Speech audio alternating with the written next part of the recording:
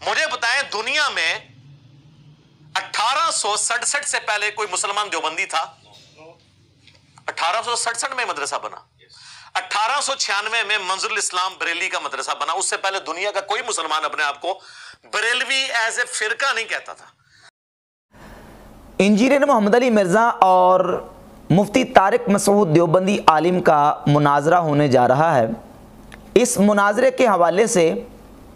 محمد علی مرزا نے ایک 36 منٹ کا کلپ اپنے یوٹیوب چینل پر اپلوڈ کیا ہے اور اس میں بتایا ہے کہ المحنت کے مندرجات اور المحنت میں موجود عقائد پر مفتی طارق مسعود دیوبندی عالم کے ساتھ مناظرہ ہوگا۔ اور اسی کلپ میں محمد علی مرزا نے 7 حسام الحرمین کے فتاوے بھی پڑھ کے سنائے، اور امام احمد رضا بریلوی رحمۃ اللہ علیہ نے جو فتوے دیے ہیں وہ فتوے بھی بار بار پڑھ کے سنائے ہیں، اور پھر یہاں ایک مغالطہ بھی دینے کی کوشش کی اور گویا کہ اہل سنت و جماعت پر ایک طریقے سے ایک ہٹ کیا اور ٹارگٹ کیا ان کو، اور کہا کہ 1896 سے پہلے ایز اے فرقہ پوری دنیا میں کوئی مسلمان اپنے آپ کو بریلوی نہیں کہتا تھا، اور کہا کہ یہ بریلوی اور دیوبندی جو ہیں یہ تو دونوں ہندوستان کے اندر فرقے وجود میں ہے، فرقے پیدا ہوئے۔ اب اگر اس تاریخ کو ہم سمجھنا چاہتے ہیں اور اس تاریخ کا صحیح پس منظر جو ہے وہ سمجھنا چاہتے ہیں، تو اس سے پہلے جو تاریخ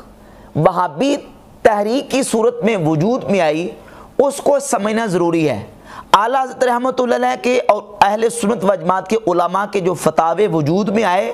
وہ ایک رد عمل کی شکل میں آئے، ایک رد عمل کے صورت میں وجود میں آئے۔ اس سے پہلے ایک عمل ہوا ہے، اس سے پہلے ایک کارروائی ہوئی ہے۔ وہ عمل کیا ہوا، وہ کارروائی کیا ہوئی؟ جب تک وہ عمل اور کارروائی جو ہے اس کو ظاہر نہ کیا جائے ان فتاوی جات کی حقیقت سمجھ نہیں آ سکتی، اور اس عمل کو سمجھنے کے لیے مختصر تاریخی پس منظر سمجھنا ضروری ہے، اور وہ ہے تحریک وہابیت کا پس منظر۔ تقریباً 200 سال سے پہلے 1703 میں عرب شریف کا ایک علاقہ جس کو نجد کہا جاتا ہے، جس کا آج نام الریاض ہے، الریاض سے ایک قصبہ یا ایک گاؤں اینیا میں 1703 میں محمد ابن عبد الوہاب نامی شخص پیدا ہوئے، اور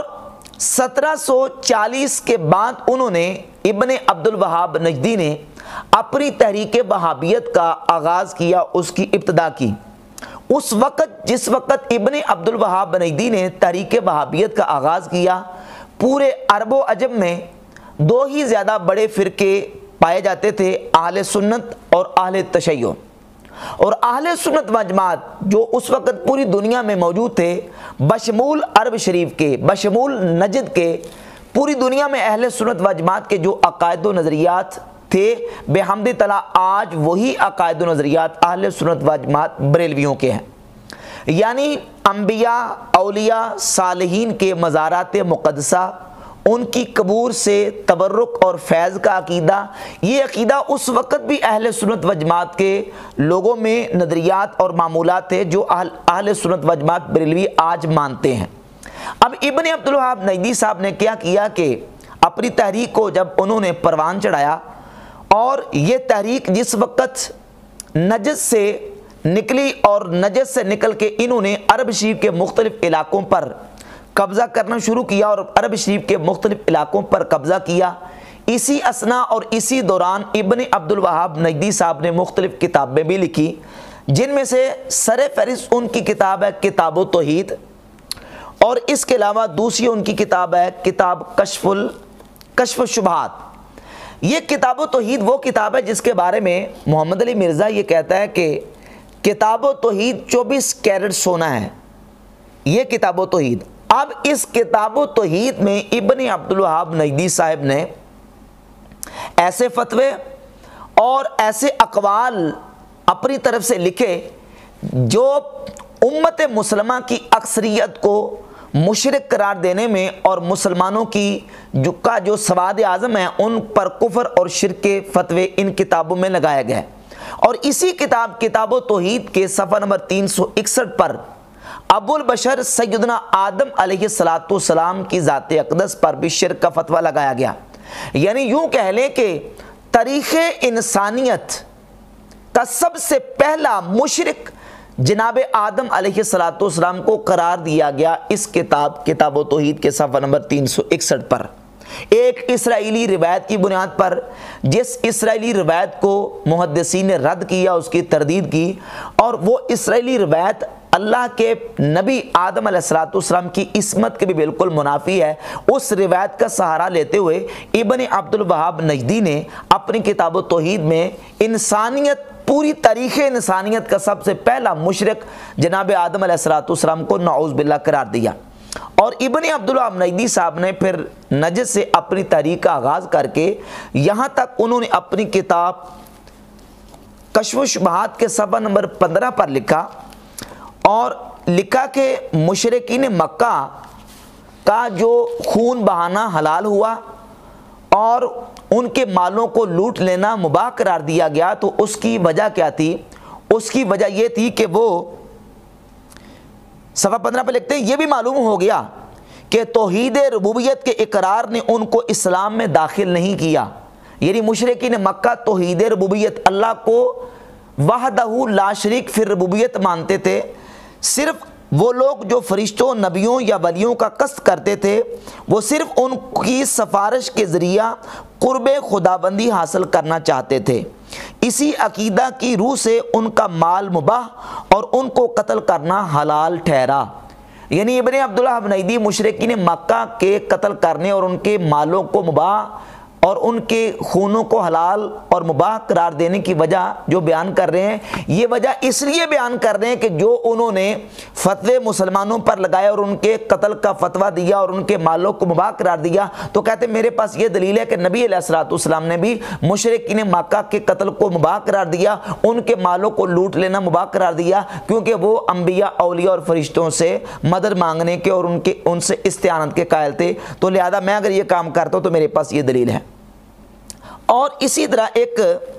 وہابی عالم سلیمان بن سہمان اپنی کتاب الہدیۃ السنیہ،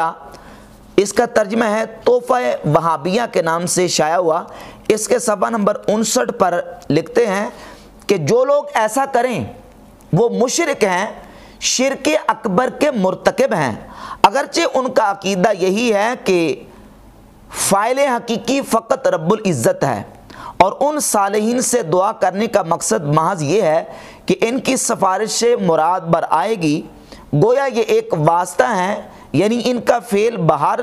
حال شرک ہے، اور ایسے لوگوں کا خون بہانا جائز ہے اور ان کے اموال کا لوٹ لینا مباح ہے۔ تو مسلمانوں کے مالوں کو لوٹ لینا مباح قرار دیا گیا، مسلمانوں کے خون کو بہانا حلال قرار دیا گیا، ان کی عورتوں کو لونڈیاں بنا لینا جائز قرار دیا گیا وہابی تحریک میں۔ اور یہ ابن عبد الوہاب نجدی جس وقت اپنی تحریک کو لے کے اٹھے، ان کے وہابی علماء کی تحریریں اور ان کی کتاب میں پڑھ کر دیکھ لیں، اس میں ساری چیزیں باقاعدہ سے موجود ہیں کہ وہ کہتے ہیں کہ اس وقت عرب میں لوگ جو ہے نا وہ قبروں کی عبادت کرتے تھے، اور اس وقت عرب کے لوگ درختوں کی، پتھروں کی پوجا اور عبادت کرتے تھے، اور ابن عبد الوہاب نجدی نے آ کے ان سے شرک کو چھڑا کر ان کو توحید کا سبق اور درس دیا، جبکہ نبی پاک صلی اللہ علیہ وآلہ وسلم کی ذات اقدس کی واضح احادیث صحیح بخاری مسلم میں موجود ہیں کہ نبی علیہ السلام کی امت جو ہے وہ کبھی بھی اکثری اور مجموعی طور پر شرک میں مبتلا نہیں ہو سکتی۔ صحیح بخاری میں متعدد مقامات پہ 1344، 3596، 4042 نمبر اور 4085 نمبر اور 6426 اور 6590 نمبر حدیث ہے۔ صحیح مسلم میں 2296 نمبر حدیث ہے کہ نبی پاک صلی اللہ علیہ وآلہ وسلم نے ارشاد فرمایا، انی واللہ ما اخاف علیکم ان تشرکوا بعدی، مجھے اللہ کی قسم ہے کہ تم میرے بعد شرک میں گرفتار نہیں ہوگے، مجھے تم پر شرک کا خوف نہیں ہے۔ ما اخاف علیکم ان تشرکوا بعدی ولکن ان تنافسوا فیہا، لیکن مجھے اس بات کا خوف ہے کہ تم میرے بعد جو ہے وہ دنیا کے جال میں پھنس جاؤ گے۔ اور ایک اور حدیث صحیح مسلم میں اور جامع ترمذی میں اور مسند احمد ابن حنبل میں موجود ہے کہ نبی پاک صلی اللہ علیہ وآلہ وسلم نے عرفہ کے دن صحابہ کرام علیہ رضوان سے ارشاد فرمایا ایو یوم ھذا، اے میرے صحابہ آج کون سا دن ہے؟ تو صحابہ کرام علیہ رضوان نے عرض کی یوم الحج الاکبر، حضور آج حج اکبر کا دن ہے۔ تو نبی پاک صلی اللہ علیہ وآلہ وسلم نے فرمایا، جامع ترمذی کے الفاظ ہیں 2159 نمبر حدیث ہے، الا وان الشیطان قد ایس من ان یعبد فی بلادکم ھذی ابدا، فرمایا خبردار ہو جاؤ، شیطان اس بات سے نا امید ہو چکا ہے کہ تمہارے ان شہروں میں آج کے بعد شیطان کی عبادت کی جائے، شیطان اس بات سے نا امید ہو چکا ہے۔ اور صحیح مسلم میں 7103 نمبر حدیث میں الفاظ ہیں ان الشیطان قد ایس ان یعبدہ المصلون فی جزیرۃ العرب، شیطان اس بات سے نا امید ہو چکا ہے کہ جزیرہ عرب کے لوگ اس کی عبادت کریں، یعنی جزیرہ عرب کے لوگ اس کی عبادت اب نہیں کر سکتے، یعنی شیطان کی عبادت اب عرب کے علاقوں میں نہیں ہو سکتی، میں نے جو وہ شرک کی جڑیں کاٹ کے رکھ دی ہیں۔ اور مسند احمد ابن حنبل میں حسن سند کے ساتھ حدیث موجود ہے 16671 نمبر کہ نبی پاک صلی اللہ علیہ وآلہ وسلم نے فرمایا لا یعبدون شمسا ولا قمرا ولا حجرا، میری امت سورج کی، چاند کی اور پتھروں کی، ولا وسرن اور بتوں کی پوجا نہیں کرے گی، ولیکن یراؤون باعمالہم، ہاں وہ اعمال میں ریاکاری تو کرے گی لیکن شرک اکبر کا کبھی بھی ارتکاب میری امت مجموعی طور پر اور اکثری طور پر نہیں کر سکتی۔ یہ حدیث اس کو غیر مقلد احمد شاکر کی تحقیق کے ساتھ جو مسند احمد ابن حنبل چھپی ہے اس میں اس کو حسن قرار دیا گیا، اور مستدرک الصحیحین میں 8106 نمبر حدیث ہے، امام حاکم نے اس کو صحیح لکھا۔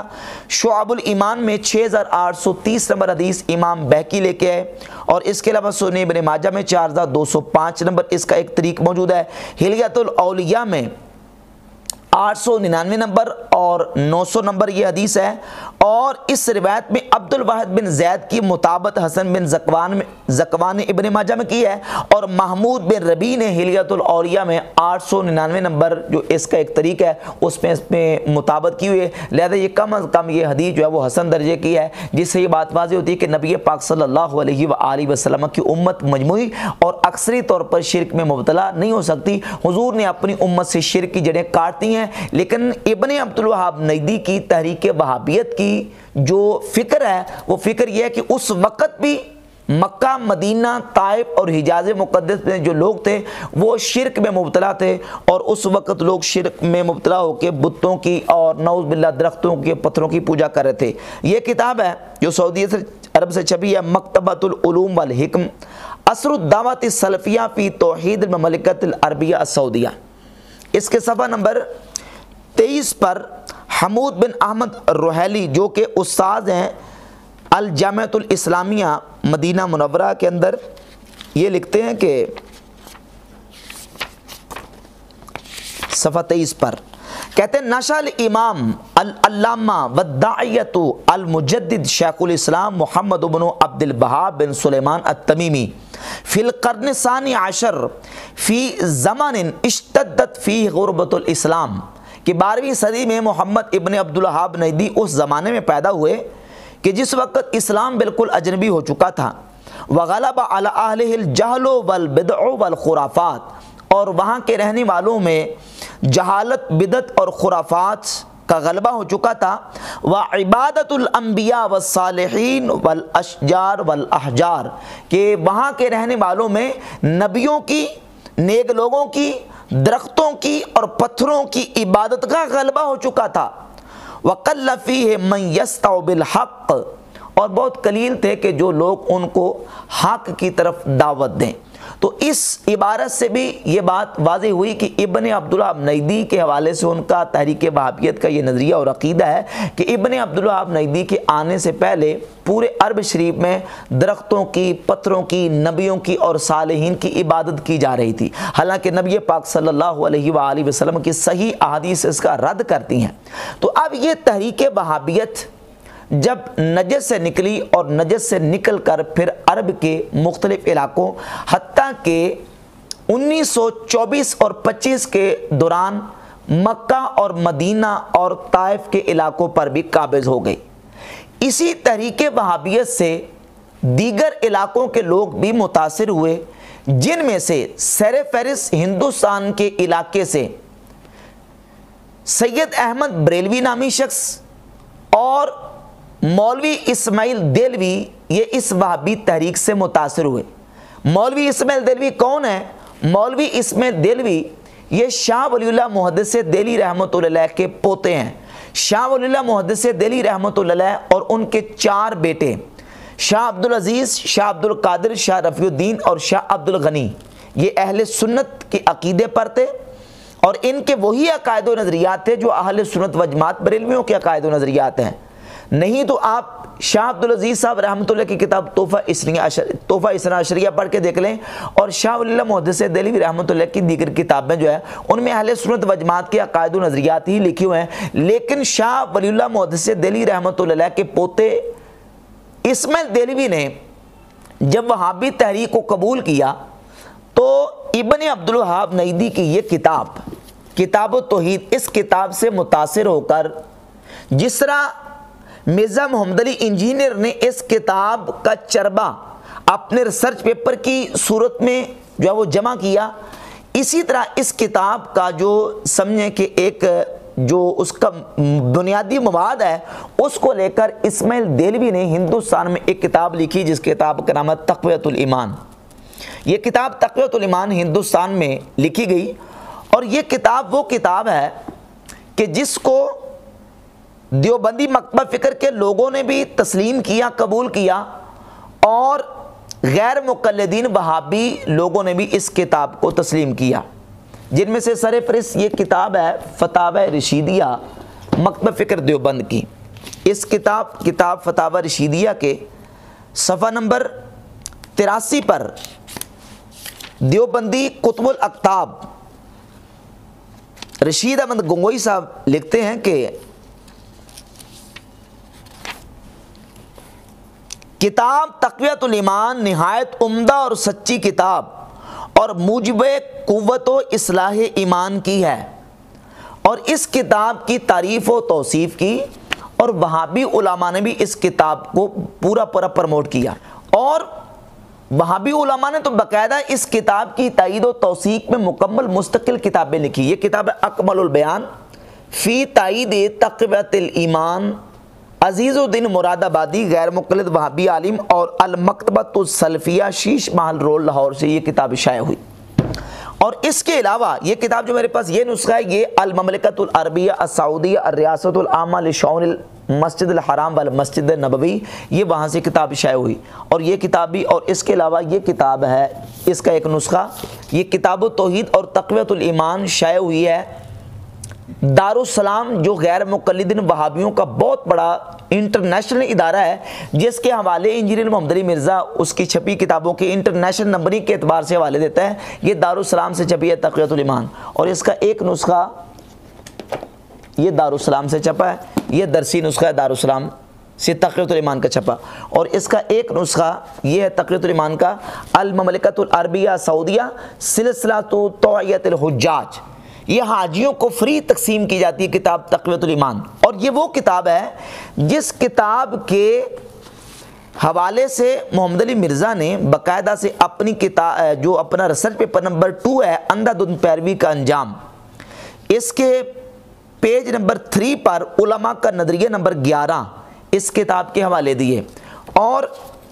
کتاب تقویۃ الایمان کی تعریف اور اس کے مصنف کی تائید کرتے ہوئے غیر مقلد عالم احسان الہی ظہیر، یہ کتاب ہے ان کی بریلویت، اس کے صفحہ نمبر 197 پر لکھتے ہیں کہ وہابی تحریک کے سرخیل شاہ اسماعیل شہید رحمہ اللہ، انہوں نے بھی اس بات کو مانا کہ اسماعیل دہلوی جو ہیں وہ وہابی تحریک کے سرخیل ہیں۔ اور یہ کتاب جب ہندوستان میں لکھی گئی، سب سے پہلے اس کتاب کے حوالے سے ایک حوالہ پیش کروں گا ابوالکلام آزاد ان کی خود نوشت کے صفحہ نمبر 37 سے، جب یہ کتاب ہندوستان میں لکھی گئی تو ابوالکلام آزاد لکھتے ہیں کہ جب انہوں نے تقویۃ الایمان اور جلاء العینین لکھی اور ان کے اس مسلک کا ملک میں چرچا ہوا تو تمام علماء میں ہلچل پڑ گئی، یعنی اسماعیل دہلوی کی کتاب تقویۃ الایمان لکھے جانے کے بعد پورے ہندوستان میں ہلچل پڑ گئی. اور یہ امداد المشتاق کا ایک حوالہ اور سن لیجئے. اشرف علی تھانوی صاحب اپنی اس کتاب میں لکھتے ہیں کہ مولوی اسماعیل شہید موحد تھے. چونکہ محقق تھے، چند مسائل میں اختلاف کیا اور مسلک کے پیران خود مثل شیخ ولی اللہ وغیرہ پر انکار کیا. یعنی اسماعیل دہلوی صاحب نے اپنے آباء و اجداد جیسے شاہ ولی اللہ محدث دہلوی اور اسی طرح شاہ عبدالعزیز صاحب محدث دہلوی اپنے جو چچا ہیں ان کے عقیدے اور ان کے مسلک سے اختلاف کرتے ہوئے یہ کتاب تقویۃ الایمان لکھی. اور یہ کتاب تقویۃ الایمان جو ہے اس کے مندرجات کیا ہیں؟ اسی کتاب میں نبی پاک صلی اللہ علیہ وآلہ وسلم کی ذات اقدس کی گستاخی، توہین اور بے ادبی کا ارتکاب کرتے ہوئے اسماعیل دہلوی صاحب نے نعوذ باللہ یہ لکھا کہ نبی کریم علیہ الصلوۃ والسلام مر کے مٹی میں مل گئے، الیاذ باللہ تعالی. اسی کتاب تقویۃ الایمان میں لکھا کہ نعوذ باللہ نبی بڑے بھائی، ہم چھوٹے بھائی، نبی کی تعظیم بڑے بھائی کسی کیجئے، باقی مالک سب کا اللہ، بندگی اسی کی کیجئے. اور اسی کتاب تقویۃ الایمان میں اسماعیل دہلوی نے لکھا نعوذ باللہ تعالی کہ ہر مخلوق بڑی ہو یا چھوٹی وہ اللہ کی شان کے آگے چمار سے بھی زیادہ ذلیل ہے. اور پھر بڑی مخلوق میں انبیاء اور اولیاء کو اس نے ذکر کیا. تو یہ توہین امیز اور گستاخی اور اہانت رسول صلی اللہ علیہ وآلہ وسلم پر مشتمل یہ عبارات اسماعیل دہلوی نے اپنی کتاب تقویۃ الایمان میں لکھی، جس کی وجہ سے پورے ہندوستان بھر میں ایک فتنے کی فضا جو ہے وہ برپا ہوئی. اور اس کتاب کی وجہ سے تحریک وہابیت کو فروغ ہندوستان میں ملا. اور اس کتاب کے حوالے سے خود اسماعیل دہلوی نے اس بات کا اقرار کیا کہ میں نے کتاب لکھی ہے، مجھ سے کچھ چیزیں ایسی ہوئی ہیں. مثال کے طور پر یہ کتاب ہے ارواح ثلاثہ اشرف علی تھانوی صاحب کی. اس کتاب کے صفحہ نمبر 83 اور 84 پر تھانوی صاحب نے اسماعیل دہلوی کے حوالے سے نقل کیا کہ اسماعیل دہلوی کہتے ہیں کہ ان کے سامنے تقویۃ الایمان پیش کی اور فرمایا کہ میں نے یہ کتاب لکھی ہے اور میں جانتا ہوں کہ اس میں بعض جگہ ذرا تیز الفاظ بھی آ گئے ہیں اور بعض جگہ تشدد بھی ہو گیا ہے. مثلا ان امور کو جو شرک خفی تھے شرک جلی لکھ دیا گیا. ان وجوہ سے مجھے اندیشہ ہے کہ اس کی اشاعت سے شورش ضرور ہوگی، اس لیے میں نے یہ کتاب لکھ دی ہے. گو اس سے شورش ہوگی مگر توقع ہے کہ لڑ بڑھ کر خود ٹھیک ہو جائیں گے. یہ کتاب لکھ دی ہے، مجھے توقع ہے کہ لڑ بڑھ کر ٹھیک ہو جائیں گے، لیکن آج تک وہ لڑائی ختم نہیں ہوئی. تو ان ساری عبارات سے یہ بات بالکل واضح ہوئی کہ ہندوستان میں سب سے پہلے جو فتنہ اٹھا اور سب سے پہلے جو عمل ہوا وہ عمل تقویۃ الایمان کی شکل میں، تقویۃ الایمان کی صورت میں اور ان فتاووں کی صورت میں ہوا جو مسلمان اہل سنت و جماعت پر لگائے گئے. ان کے مال کو لوٹ لینا مباح قرار دیا گیا اور ان کے خون کو بہانا جائز قرار دیا. اب اس کے بعد کیا ہوا کہ یہ جو کتاب تقویۃ الایمان لکھی گئی، اس کتاب تقویۃ الایمان اور مولوی اسماعیل دہلوی کو دو گروپوں نے تسلیم کیا. ایک طرف غیر مقلدین اور دوسری طرف اپنے آپ کو مقلد شو کرنے والے دیوبندی مکتبہ فکر کے لوگ ہیں. دیوبندی اور غیر مقلدین وہابی علماء دونوں بنیادی طور پر چونکہ ابن عبد الوہاب نجدی کو اچھا تصور کرتے تھے، اچھا سمجھتے تھے. دیوبندیوں کا ایک حوالہ فتاوی رشیدیہ سے، یہ فتاوی رشیدیہ ہے اور اس فتاوی رشیدیہ کے صفحہ نمبر 280 پر رشید احمد گنگوئی نے ابن عبد الوہاب نجدی کے عقائد کے حوالے سے گفتگو کرتے ہوئے لکھا ہے کہ ان کے عقائد عمدہ تھے. لکھتے ہیں کہ محمد بن عبد الوہاب کو لوگ وہابی کہتے ہیں. وہ اچھا آدمی تھا، سنا ہے کہ مذہب حنبلی رکھتا تھا اور عامل بالحدیث تھا، بدعت و شرک سے رکتا تھا مگر تشدید اس کے مزاج میں تھی، واللہ تعالی عالم. اور آگے لکھتے ہیں کہ محمد بن عبد الوہاب کے مقتدیوں کو وہابی کہتے ہیں. ان کے عقائد عمدہ تھے اور مذہب ان کا حنبلی تھا. تو ابن عبد الوہاب نجدی کے عقائد کو عمدہ دیوبندیوں کے کتب الاقطاب رشید احمد گنگوئی نے کہا اور ان کے عقائد کی تائید اور توثیق کی ابن عبد الوہاب نجدی کے. اور پھر کتاب تقویۃ الایمان کی بھی باقاعدہ دیوبندیوں نے بھی تعریفیں کی ہیں اور وہابیوں نے بھی غیر مقلدین بھی تعریفیں کی۔ تو اس اعتبار سے دیوبندی ہوں یا غیر مقلدین وہابی ہوں، یہ دونوں وہابیت کی ہی دو شاخیں ہیں۔ اور اشرف علی تھانوی صاحب کی کتاب ہے، یہ ہے ان کی ملفوظات۔ اس ملفوظات میں تو باقاعدہ تھانوی صاحب نے وہابی ہونے کا اقرار کیا ہے۔ یہ ہے ملفوظات حکیم الامت، اور اس کی جلد نمبر 2 ہے، صفحہ نمبر 75، ملفوظ نمبر 112۔ تھانوی صاحب کہتے ہیں کہ پھر فرمایا کہ میں تو کہا کرتا ہوں اگر میرے پاس 10,000 روپیہ ہو، سب کی تنخواہ کر دوں، پھر دیکھو خود ہی سب وہابی بن جائیں۔ تھانوی صاحب کی خواہش یہ تھی کہ ان کے پاس 10,000 روپیہ ہو تو وہ 10,000 روپیہ لوگوں میں تقسیم کر دیں، تو 10,000 روپیہ لوگوں میں تقسیم کر کے ان کی تنخواہ لا دیں اور لگا دیں اور ان کو وہابی کر دیں۔ تو لوگوں کو وہابی بنانے کا تھانوی صاحب کو باقاعدہ پورا شوق تھا۔ تو اس اعتبار سے کہا جاتا ہے کہ دیوبندی اور غیر مقلدین وہابی یہ دونوں جو ہیں وہ وہابیت ہی کی دو شاخیں ہیں۔ جس طرح سمجھنے کے مرزئی، اب ایک ان کا گروپ اور فرقہ ہے قادیانی اور دوسرا ہے لاہوری۔ قادیانی ہوں یا لاہوری ہوں، مرزائیوں کی یہ دونوں شاخیں مرزا غلام محمد قادیانی کو اپنا مذہبی پیشوا کم از کم ضرور مانتے ہیں۔ تو غیر مقلدین بھی وہابی، یعنی غیر مقلدین اور دیوبندی یہ دونوں اس اعتبار سے وہابی ہیں کیونکہ یہ ابن عبدالوہاب نجدی کے عقائد کو عمدہ سمجھتے ہیں اور انہوں نے تحریک وہابیت کی باقاعدہ سے اس کی تائید اور توثیق کی ہے۔ جہاں تک بات ہے المہند کی، تو المہند میں دفع الوقتی، یعنی وقتی طور پر صرف اپنے اوپر سے وہ جو چیزیں وہ ٹالنے کے لیے انہوں نے ابن عبدالوہاب نجدی کے حوالے سے امام شامی کی جو عبارت نقل کی ہے، ورنہ آج بھی دیوبندی علماء سے پوچھ کر دیکھ لیں، ان کی کتابیں اٹھا کر دیکھ لیں، وہ کہتے ہیں وہ غلطی سے لکھا گیا المہند میں ابن عبدالوہاب نجدی کے خلاف، ورنہ ہم ابن عبدالوہاب نجدی کے عقائد کی تائید بھی کرتے ہیں اور ان کی وہ تعریف بھی کرتے ہیں، ان کو مانتے ہیں۔ تو اس اعتبار سے وہابی کہاں ہی ان کو جاتا ہے جو ابن عبدالوہاب نجدی کی سپورٹ کرتے ہیں اور ان کی تحریک اور ان کے عقائد و نظریات کو درست سمجھتے ہیں۔ تو اس لیے ہم انجینئر محمد علی مرزا کو وہابی اس لیے کہتے ہیں، یہ جو کہتا ہے نا کہ نہ میں وہابی نہ میں بابی، ہم اس سے پوچھتے ہیں کہ یہ بتاؤ کہ وہابی کسے کہتے ہیں؟ دنیا میں کوئی فرقہ وہابی وجود رکھتا ہے کہ نہیں رکھتا؟ وہابی کی کوئی ڈیفینیشن یا تعریف ہے کہ نہیں؟ وہابی کی تعریف یہ ہے کہ جو ابن عبدالوہاب نجدی کے عقائد کو درست سمجھتا ہو۔ اور محمد علی مرزا نے باقاعدہ سے جو ہے وہ اس پر ایک لیکچر ریکارڈ کروایا ہے، محمد بن عبدالوہاب نجدی مجدد۔ تو ابن عبدالوہاب نجدی کو جو بندہ مجدد مانتا ہے، اس کے عقائد کو درست کہتا ہے اور اس کی کتاب کہتا ہے یہ 24 کیرٹ سونا ہے، یہ کتاب و توحید۔ یہ تو انشاءاللہ ہم بعد میں اس پر ایک پورا مکمل جو نا وہ ایک بیان اپلوڈ کریں گے کہ یہ جو جس کو 24 کیرٹ سونا کہتا ہے نا، اس میں کھوٹے سکے کتنے اس نے بھرے ہوئے ہیں، انشاءاللہ اس پر ایک الگ سے گفتگو کریں گے۔ تو اس اعتبار سے انجینئر محمد علی مرزا بھی اور دیوبندی مکتبہ فکر سے تعلق رکھنے والے اور غیر مقلدین سب وہابی ہیں، کیونکہ یہ سارے کے سارے ابن عبدالوہاب نجدی کے عقائد و نظریات کو درست سمجھتے ہیں اور اس کو باقاعدہ سے مجدد مانتے ہیں اور اس کو سپورٹ کرتے ہیں۔ اب یہ ایک عمل تھا جو وہابی تحریک کی شکل میں وجود میں آیا، اور اس کے رد عمل میں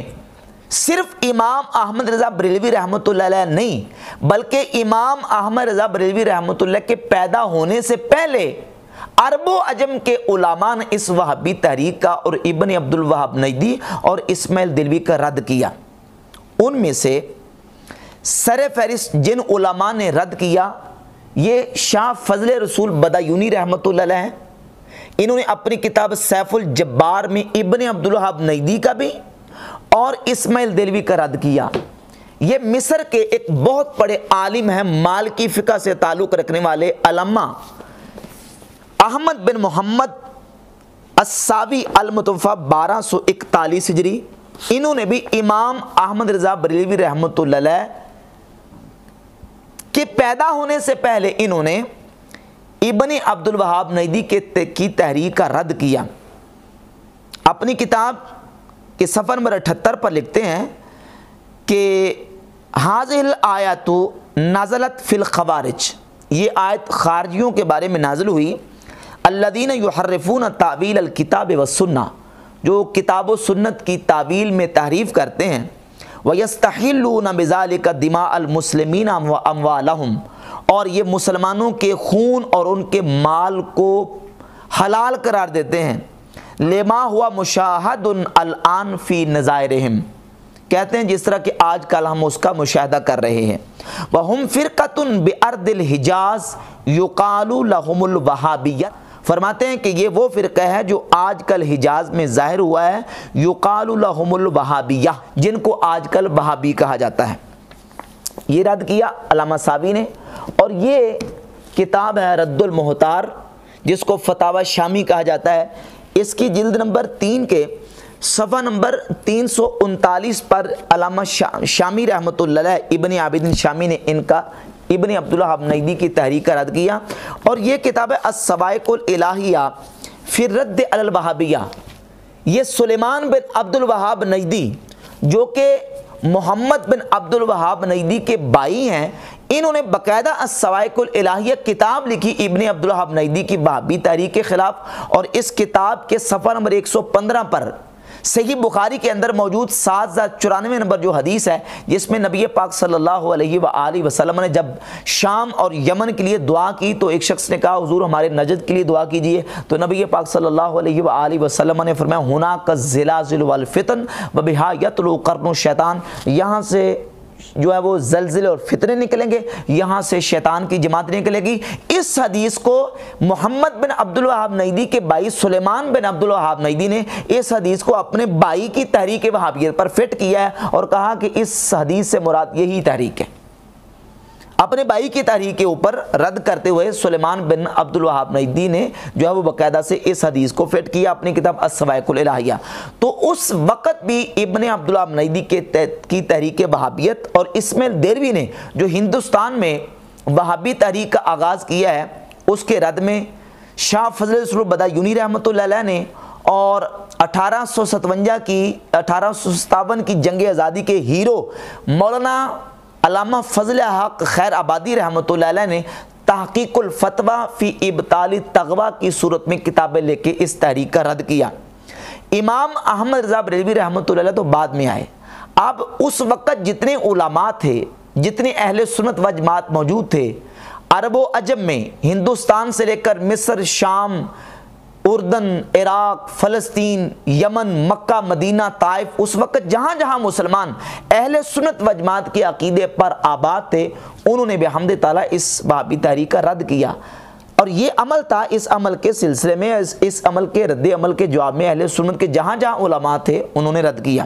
اب رہ گئی بات کہ اس وقت جن لوگوں نے رد کیا ان کے عقائد کیا تھے، تو یقیناً ان کے وہی عقائد تھے جو آج اہل سنت و جماعت بریلویوں کے عقائد ہیں۔ اب صرف یہ ٹائٹل دے کے کہ یہ بریلوی فرقہ جو ہے یہ 1896 میں یا 1906 میں نکلا، یہ ٹائٹل دے کے لوگوں کو جو نا ان کے دماغوں پہ پردہ ڈالنے کی کوشش کی جا رہی ہے۔ اہل سنت و جماعت بریلوی الحمدللہ ان کے عقائد و نظریات وہ ہیں جو صدیوں سے پوری امت کے سواد اعظم کے عقائد و نظریات چلے آ رہے ہیں، اور اس بات کو خود غیر مقلدین وہابی علماء نے تسلیم کیا۔ اس کا ایک حوالہ پیش کرتا ہوں، یہ کتاب ہے بریلویت، یہ احسان لائی ظہیر صاحب کی کتاب ہے۔ اس کتاب کے صفحہ نمبر 21 پر احسان لائی ظہیر صاحب لکھتے ہیں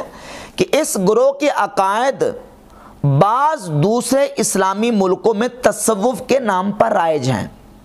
بعض دوسرے اسلامی ملکوں میں تصوف کے نام پر یہی عقائد رائج ہیں جو عقائد اہل سنت و جماعت بریلویوں کے عقائد ہیں۔ اور ایک اور حوالہ،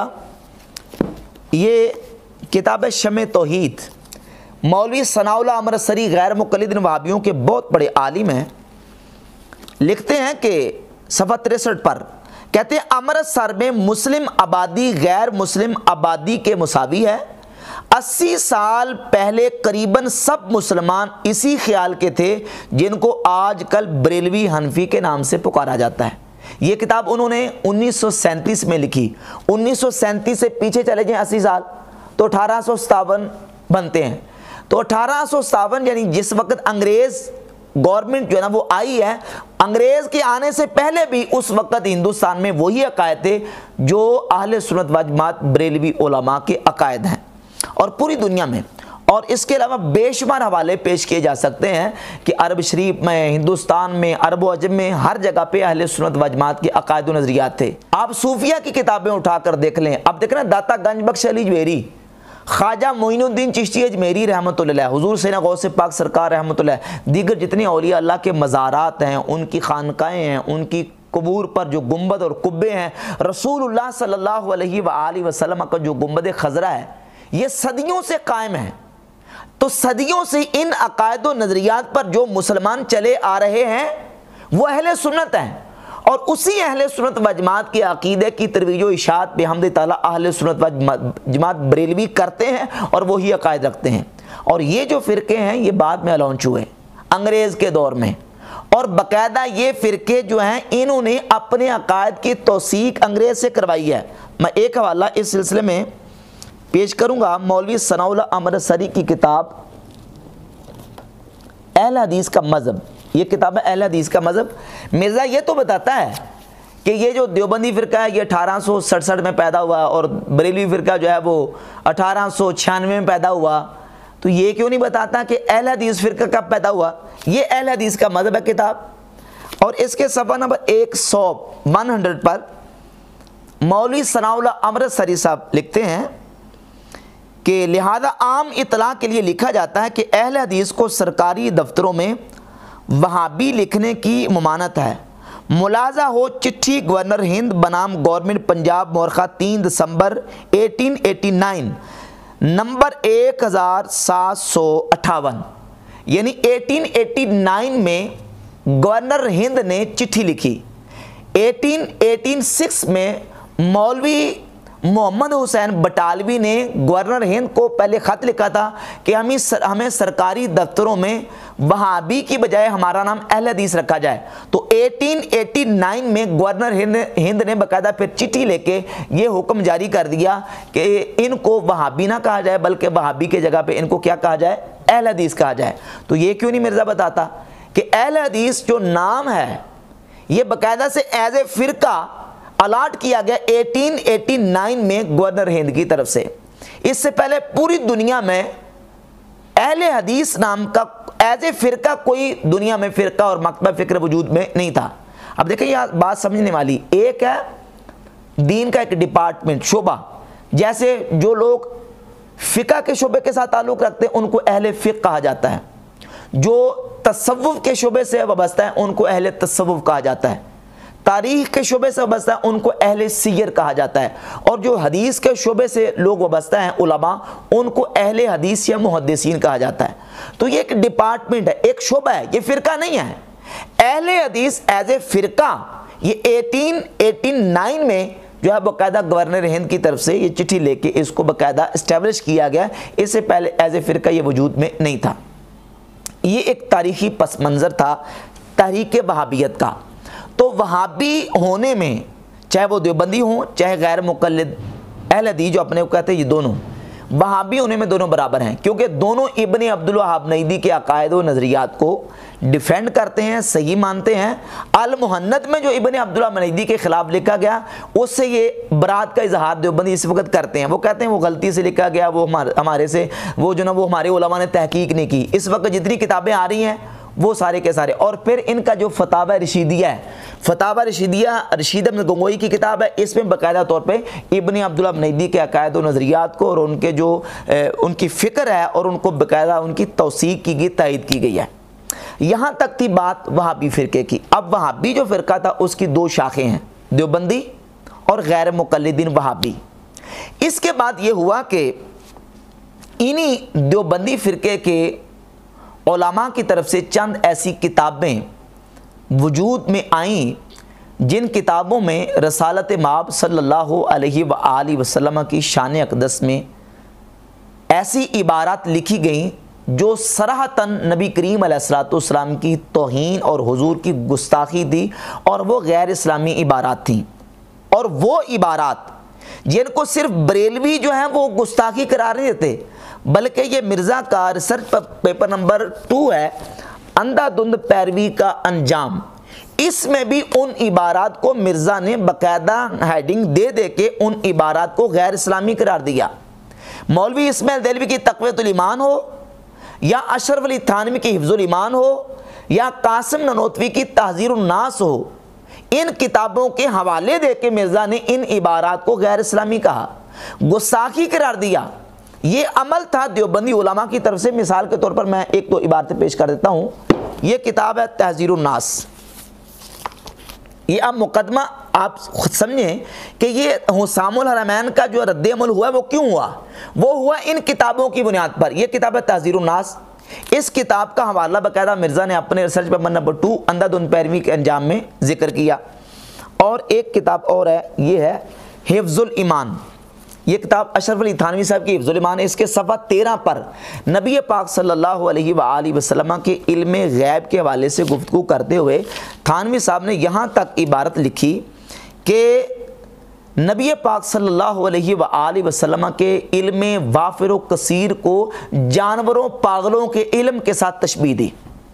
यकीनन ये नबी करीम अलैहिस्सलाम के इल्म की तौहीन और गुस्ताखी है। और फिर बाकायदा इसी किताब को पढ़कर थानवी साहब के मुरीदों ने, थानवी साहब के मोताकिदीन ने थानवी साहब को ख़त लिखा और कहा कि मेहरबानी करके आपकी जो किताब है ना, आप इससे रजू कर लें, तौबा कर लें, क्योंकि आपकी ये जो किताब है ना, कहते हैं कि ऐसे अल्फाज जिनमें मुमासलत इल्मियत गैबिया मुहम्मदिया को उलूम मजानीन बहाइम से तशबीह दी गई है, जो बादियों नज़र में सख्त सुए अदबी को मुशाइर है, क्यों ऐसी इबारत से रजू ना किया जाए। सफ़ा नंबर 28 पर थानवी साहब के मुरीदों ने कहा क्या मेहरबानी करके इससे रजू कर लें, ये नबी अलैहिस्सलाम की गुस्ताखी है, ये रसालत माब सल्लल्लाहु अलैहि वसल्लम की तौहीन है, आप इस इबारत से रजू और तौबा कर लें। लेकिन थानवी साहब ने अपनी इस इबारत से रजू और तौबा नहीं की। एक इबारत। दूसरी इबारत जिसको मिर्ज़ा ने खुद जिक्र किया है वो इबारत है, ये किताब है जी बराहीन कातिया, खलील अहमद सहारनपुरी की किताब। और इस बराहीन कातिया के सफ़ा नंबर 55 पर लिखा है कि नाउज़ बिल्लाह नबी पाक सल्लल्लाहु अलैहि वसल्लम के इल्म से शैतान का इल्म ज़्यादा है। अब शैतान के इल्म को नबी करीम अलैहिस्सलाम के इल्म से ज़्यादा कहना क्या हुजूर के इल्म की तौहीन नहीं है, नबी अलैहिस्सलाम के इल्म पाक की गुस्ताखी नहीं है। अब जब ये अमल हुआ, रसालत इमाम सल्लल्लाहु अलैहि वसल्लम की शान में तौहीन और गुस्ताखी की गई, अब मुझे बताएं कि इस गुस्ताखी और तौहीन पर क्या उनके गले में फूलों के हार डाले जाते, क्या उनको शाबाश दी जाती, क्या उनको अप्रिशिएट किया जाता? नहीं, बल्कि जो इमाम अहमद रज़ा बरेलवी रहमतुल्लाह का फरीज़ा था, उन्होंने अपना फरीज़ा अदा किया। और इससे पहले मैं एक और बात भी करूंगा, पहले एक इबारत मैं आपके सामने पेश कर लूँ। ये किताब है तहज़ीरुन नास। बानी दारुल देवबंद मौलवी कासिम ननोतवी, जिनको देवबंद का बानी डिक्लेयर किया जाता है, अपनी इस किताब तहज़ीरुन नास में ख़त्म नबूवत के हवाले से उन्होंने जो गुफ्तगू की है, एक सवाल का जवाब दिया। सवाल क्या हुआ? सवाल असल में ये हुआ कि एक असर और एक रिवायत मिलती है किताबों में जो सैयदना अब्दुल्ला इब्न अब्बास रदियल्लाहु ताला अन्हु की तरफ मंसूब है, हम तो उसको मौजू और जाली करार देते हैं उस रवायत को। और वो रवायत ये है कि 7 आसमान है और 7 ज़मीनें हैं, और जिस तरह इस ज़मीन पर नबी करीम सल्लल्लाहु अलैहि वसल्लम की ज़ात अक़दस और हुजूर से पहले नबी आदम अलैहिस्सलाम, नूह अलैहिस्सलाम, इब्राहीम अलैहिस्सलाम, मूसा अलैहिस्सलाम, ईसा अलैहिस्सलाम आए हैं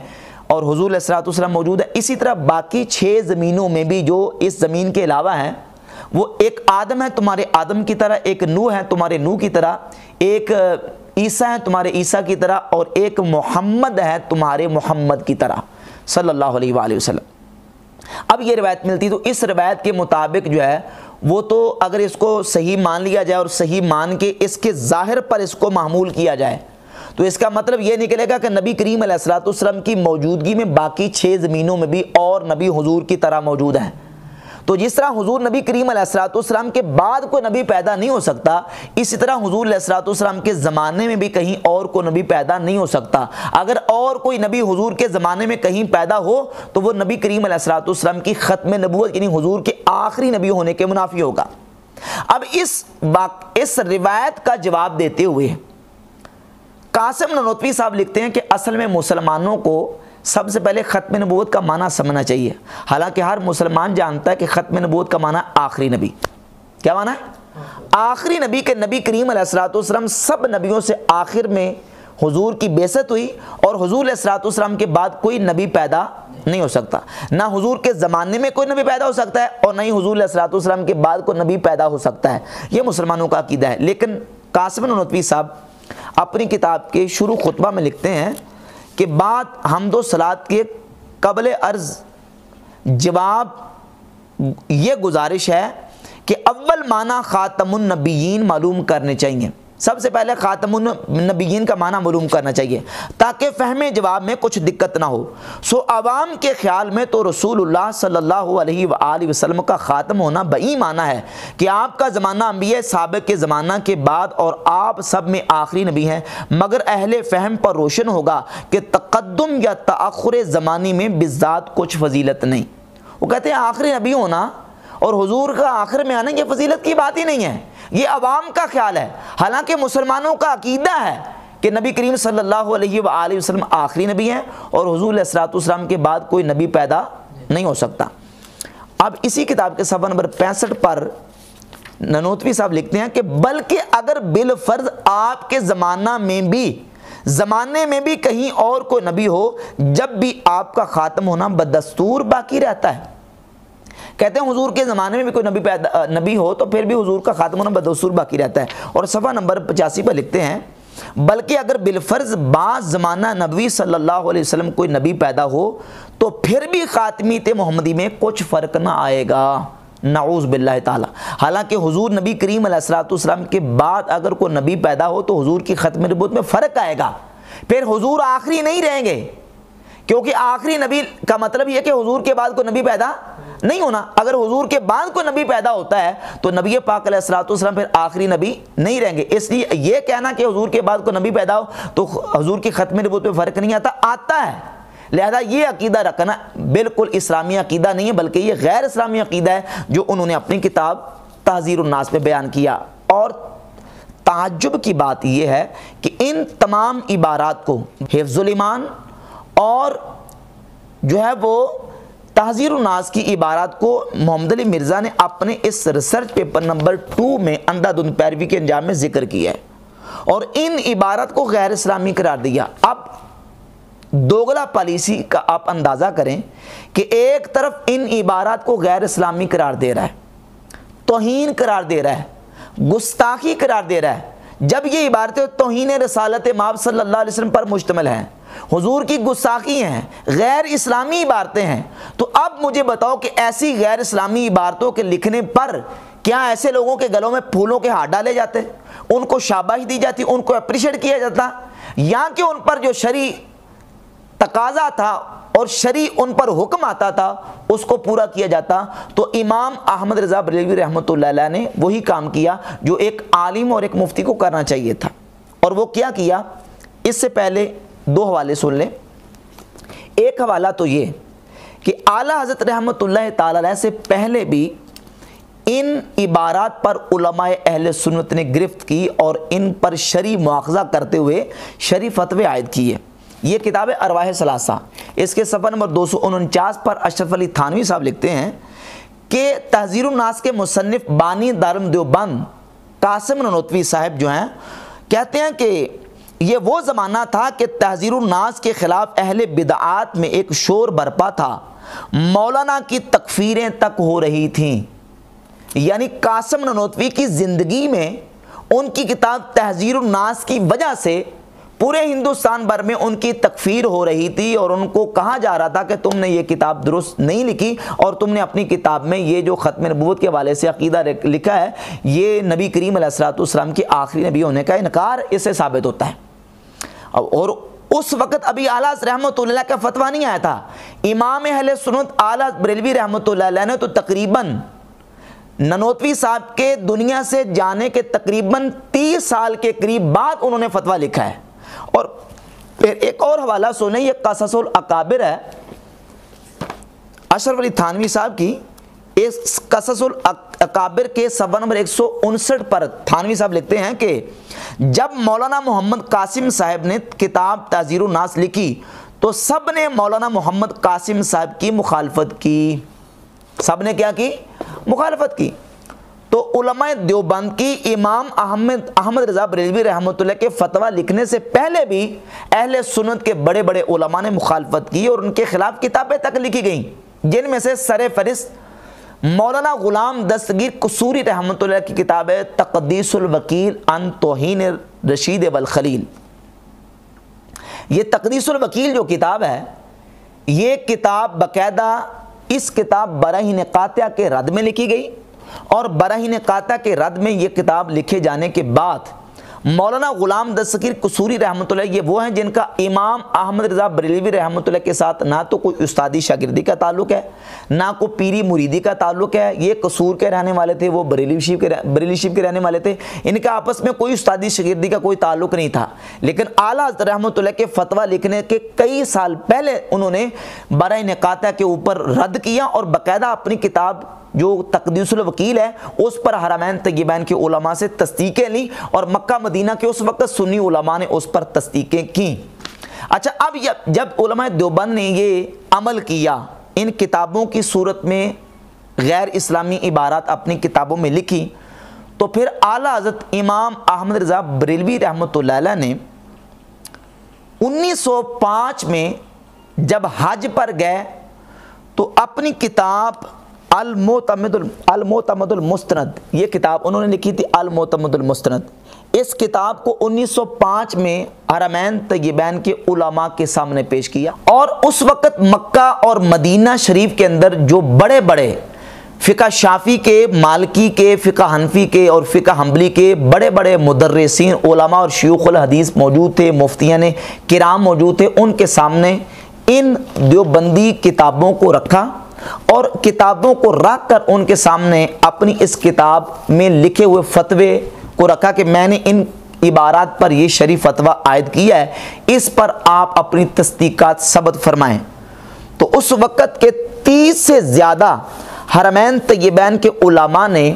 جو تصدیقات امام احمد رضا بریلوی رحمۃ اللہ کی اس کتاب المعتمد المستند پر لکھی، یہ وہ ہے جس کو حسام الحرمین علی منہر الکفر والمین کا نام دے کے ہندوستان میں شائع کیا گیا۔ 30 سے زیادہ مکہ مدینہ کے علماء نے یہ تصدیقات لکھی ہیں جس کو حسام الحرمین کہا گیا۔ اب یہ حرمین طیبین مکہ اور مدینہ کے علماء کی تصدیقات اور ان کے فتاوے ہیں جو کہ دیوبندی بڑے بڑے اکابر علماء کی جو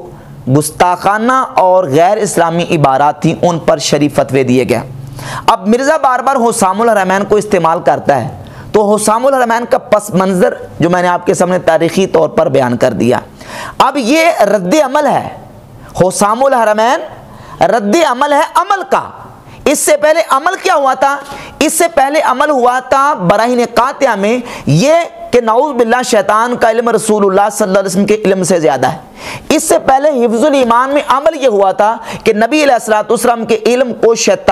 جانوروں اور پاگلوں کے علم کے ساتھ تشبیہ دی گئی ہے۔ اس سے پہلے عمل کیا ہوا ہے؟ اس سے پہلے تحذیر الناس کی شکل میں عمل ہوا ہے کہ انہوں نے نبی پاک صلی اللہ علیہ وآلہ وسلم کے آخری نبی ہونے کو عوام کا خیال قرار دیا اور کہا کہ تقدم یا تاخر زمانے میں بذات کچھ فضیلت نہیں ہے، یعنی حضور کا آخر میں آنا کوئی فضیلت کی بات نہیں۔ یہ عمل ہوا تھا، اس عمل کے جواب میں رد عمل حسام الحرمین ہوا، اور وہ ان کا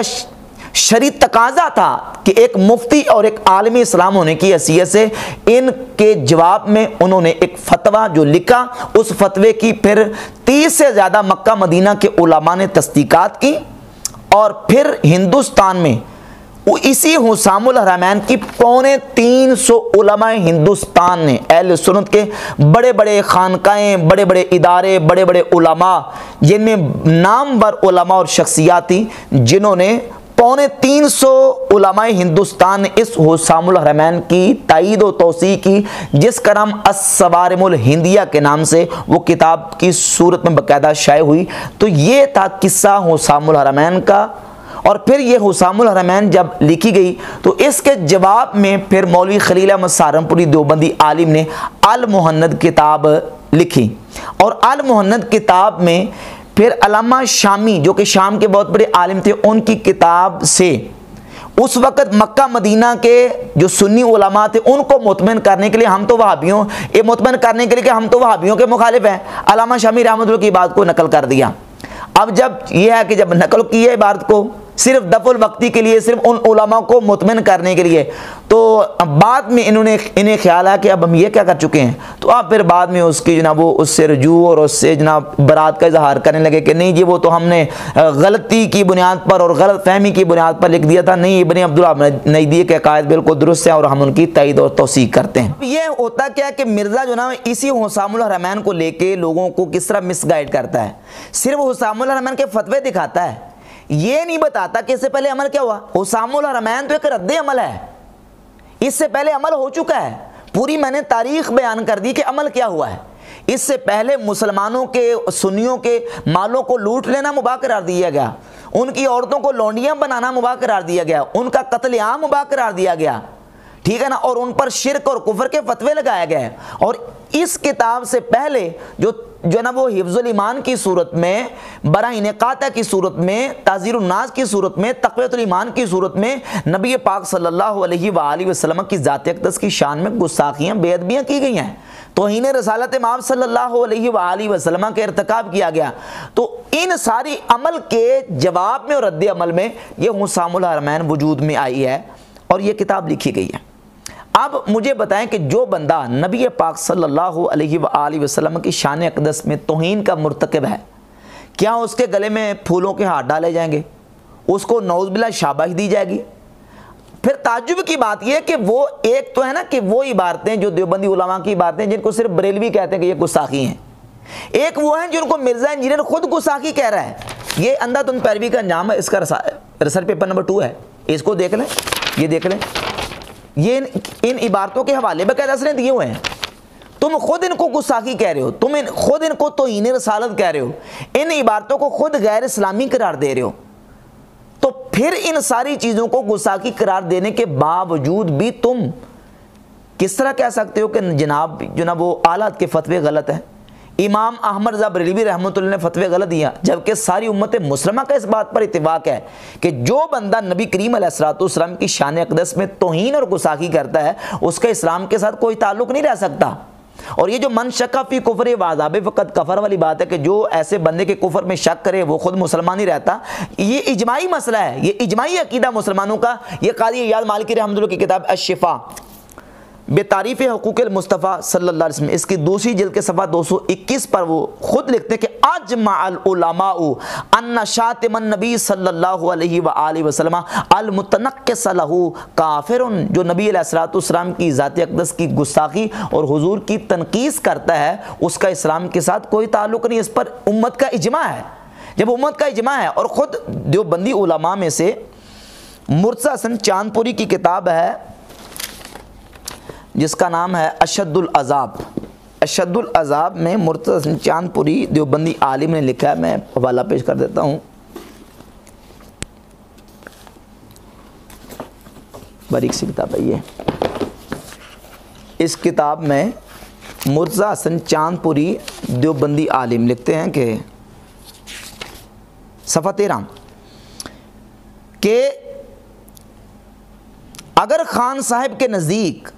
بعض علماء دیوبند واقعی ایسے ہی تھے جیسا کہ انہوں نے انہیں سمجھا تو خان صاحب پر ان علماء دیوبند کی تکفیر فرض تھی، اگر وہ ان کو کافر نہ کہتے تو وہ خود کافر ہو جاتے۔ اگر خان صاحب نے جو سمجھا ہے وہ ایسے ہی تھا تو یقیناً انہوں نے جو سمجھا ہے اس پر علماء کی تصدیقات ہیں کہ ایسے ہی یہ گستاخانہ عبارت ہے، یہ توہین امیز عبارات ہیں۔ علماء حرمین نے فتوے دیے، ہندوستان کے 350 علماء نے فتوے دیے، اور محمد علی مرزا خود ان چیزوں کو گستاخانہ قرار دیتا ہے۔ تو اب آلات کا قصور کیا ہے؟ باقی رہ گئی بات حسام الحرمین میں موجود فتاوی جات کی، اور ان فتاوی جات کو یہاں یہ ایک داندلی اور غلط بیانی سے بیان کرتا ہے کہ انہوں نے بیان کیا ہے کہ جناب جو نا وہ ان چیزوں کو کفر نہیں سمجھتا وہ خود کافر ہے اور دائرہ اسلام سے خارج ہے، اور پھر کہا کہ وہ واجب القتل ہے، اور حوالہ دیتا ہے حسام الحرمین کا، حالانکہ یہ کتاب ہے حسام الحرمین، اور اس کے صفحہ نمبر 103 پر اعلیٰ حضرت امام اہل سنت رحمۃ اللہ علیہ نے 2 ٹوک واضح انداز میں لکھا ہے۔ شرعی فتویٰ اپنی جگہ پر ہے، اور شریعت کی حدود کو اور احکامات کو نافذ کرنا یہ حاکم وقت کا کام ہے۔ وہ خود لکھتے ہیں کہ جان لیجئے کہ دنیا میں گردنیں مارنا بس حکام ہی کے سپرد ہے، نہ عام رعایا کے، جس طرح آخرت میں عذاب دینا صرف ذوالجلال والاکرام کے ہاتھ ہے، اور لوگ جو سلاطین و حکام کے سوا ہیں ان کا فرض فقط زبان سے اور بیان سے جھڑکنا اور اہل اسلام کو شیاطین کے میل جول سے بچانا اور کام حکام تک پہنچانا ہے۔ کسی عام سویلین اور شہری کو یہ اجازت نہیں ہے کہ وہ قانون کو اپنے ہاتھ میں لے کر شریعت کے احکامات کو نافذ کرتا رہے۔ یہ خود اعلیٰ حضرت رحمۃ اللہ علیہ نے حسام الحرمین میں واضح طور پر لکھ دیا ہے، اور پھر یہ لوگوں کو بھڑکاتا ہے، اکساتا ہے، جبکہ انہی عبارات کو خود یہ غیر اسلامی قرار دیتا ہے۔